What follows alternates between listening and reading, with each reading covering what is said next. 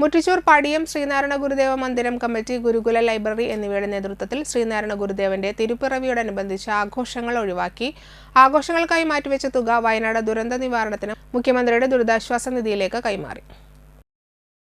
ഘോഷയാത്രയുടെ വാദ്യമേളങ്ങൾ ഒഴിവാക്കി ആഘോഷങ്ങൾക്കായി മാറ്റിവെച്ച 50,000 രൂപയുടെ ചെക്ക് ഭാരവാഹികൾ CC മുകുന്ദൻ MLAക്ക് കൈമാറി.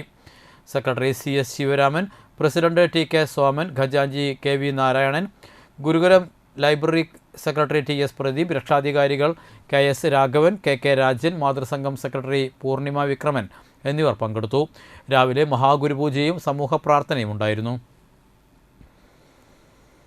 ഇന്നത്തെ പ്രധാനത്തിനെ കുറിച്ച് പറയാനുണ്ടായി. എന്നിരുന്നാലും രണ്ട് പ്രധാനപ്പെട്ട കാര്യമാണ് ഇന്ന് ഇവിടെ വെച്ച് നടക്കുന്നത്. ഒന്ന് അമ്പലവുമായി ബന്ധപ്പെട്ട ആചാരചടങ്ങും അതുപോലെ തന്നെ വയനാട് പ്രദേശത്ത് അവിടുത്തെ ജനങ്ങൾക്ക് നൽകുന്ന സഹായ ഫണ്ടുമാണ് ഏറ്റുവാങ്ങി. മുമ്പ് പറഞ്ഞ പോലെ നമ്മുടെ ശ്രീനാരായണ ഗുരുദേവന്റെ 170-ാം ജന്മദിനമാണ്. 170-ാം ജന്മദിനവുമായി ബന്ധപ്പെട്ടുകൊണ്ട് നമ്മുടെ ഇന്ത്യ രാജ്യത്തും അതുപോലെ തന്നെ കേരള സംസ്ഥാനത്തും ഗുരുദേവന്റെ ആശയങ്ങൾക്ക് കുറിച്ചുകൊണ്ടുള്ള വലിയ വലിയ പരിപാടികൾ നടത്തേണ്ട ദിവസമാണ്.